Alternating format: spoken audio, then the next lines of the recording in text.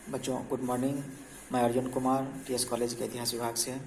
बच्चों आज मैं बीए पार्ट 2 के सिलेबस से जो टॉपिक लेकर के आया हूँ उसका नाम है दिल्ली सल्तनत काल में इक्ता व्यवस्था। आखिर ये इक्ता क्या है, इक्ता सिस्टम क्या है?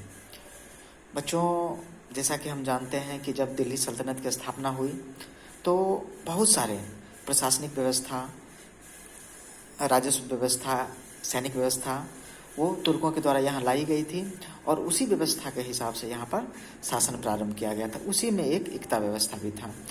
इक्ता भूमि का वह भूखंड क्षेत्र होता था, वह भाग होता था जिसके राजस्व के लिए और जिस पर कर की प्राप्ति होती थी वो वेतन के बदले सैन्य अधिकारी एवं असैन्य अधिकारी को दे दिया जाता था और उस भूमि से जितनी राजस्व की प्राप्ति होती थी वो व्यय काटकर बाकी फवाजिल को राज्य के कोष में जमा करा दिया जाता था। अर्थात किसी सैन्य अधिकारी सैनिक को अपने कार्य के बदले, नगद वेतन के बदले भूमि का वह भाग प्रदान कर दिया जाता था और उसकी प्रशासनिक जिम्मेदारी, कानूनी जिम्मेदारी, राजस्व की जिम्मेदारी उस सैनिक के ऊपर डाल दिया जाता था और वो सैनिक या वो अधिकारी वहाँ से प्राप्त राजस्व को अपने व्यय में रखकर बाकी को राज्य के कोष में जमा करवा देते थे और इस तरह से यह इक्ता व्यवस्था फल फूल रही थी।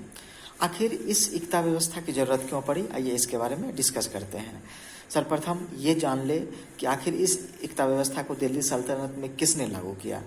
तो हम जानते हैं कि मोहम्मद गौरी के द्वारा सर्वप्रथम इस व्यवस्था को लागू किया गया, लेकिन इल्तुतमिश के द्वारा इस व्यवस्था को संस्थागत रूप दिया गया, अर्थात इसको पूरी तरह से अपने दिल्ली सल्तनत के अंतर्गत लागू किया गया एवं बाद के सुल्तानों ने कमोबेश इसमें थोड़ा सा परिवर्तन कर इसे लागू किया और यह व्यवस्था चलती रही। अब आइए जानते हैं कि इसको लागू करने के क्या उद्देश्य थे। तो पहला उद्देश्य यही था कि जो भी विद्रोह हो, षड्यंत्र हो, उसको रोकना। अर्थात अगर हम किसी अधिकारी को भूमि उसके वेतन के बदले अगर कोई क्षेत्र प्रदान कर देते हैं तो वो उसके प्रशासन के लिए जिम्मेदार हो जाता है और बाकी समय के लिए षड्यंत्र एवं अन्य कार्यों के लिए उसके पास समय कम बचता है। यही हुआ दिल्ली सल्तनत काल में भी कि भूमि के टुकड़ों को बांट दिया जाता था वेतन के बदले में और वो पूरी तरह से उसके प्रशासनिक व्यवस्था में लग जाते थे, जिसके कारण उन्हें बाकी चीज़ों के लिए यानी षड्यंत्र, विद्रोह आदि के लिए अवकाश कम बचता था और फिर वो उसे प्राप्त राजस्व अपने व्यय पर खर्च करते थे। हम जानते हैं कि जब दिल्ली सल्तनत की स्थापना हुई तो दिल्ली सुल्तानों के पास संसाधन कम थे और कम संसाधन में ही ज़्यादा से ज़्यादा राजस्व की प्राप्ति एवं ज़्यादा से ज़्यादा प्रशासनिक व्यवस्था करना उनकी मजबूरी थी। इसलिए उसने इस तरह की व्यवस्था को लागू किया ताकि उन्हें इस पर कम खर्च करना पड़े और उन्हें राजस्व की प्राप्ति होता रहे। चूँकि हम ये भी जानते हैं कि तुर्की सल्तनत की स्थापना या दिल्ली सल्तनत की स्थापना के समय राजपूत सामंतों का शासन था और वो विकेंद्रीकरण की अवस्था में थे, लेकिन जब तक इस विकेंद्रीकरण की प्रवृत्ति को नहीं रोका जाता तब तक एक दिल्ली साम्राज्य की स्थापना नहीं हो सकती थी। इसलिए दिल्ली सल्तनत के शासकों ने सर्वप्रथम ये इक्ता व्यवस्था लाकर उस विकेंद्रीकरण को कम करने की कोशिश की। साथ ही जो विदेशी आक्रमण होते थे, चूँकि साम्राज्य का अधिकांश ध्यान आक्रमणों से अपने साम्राज्य को सुरक्षित करना होता था, इसलिए उसने इक्ता बांटकर जो विदेशी आक्रमण से होने वाली हानि को कम करने का प्रयास किया। इक्ता लागू करने के पीछे प्रशासन का सैन्यीकरण करना, राजस्व वसूली का कार्य, कानून व्यवस्था की स्थापना करना, समर्थक अमीर वर्ग बनाना आदि इसके इस इक्ता व्यवस्था के मुख्य उद्देश्य थे और इसमें बहुत हद तक दिल्ली के सुल्तानों ने सफलता भी पाई।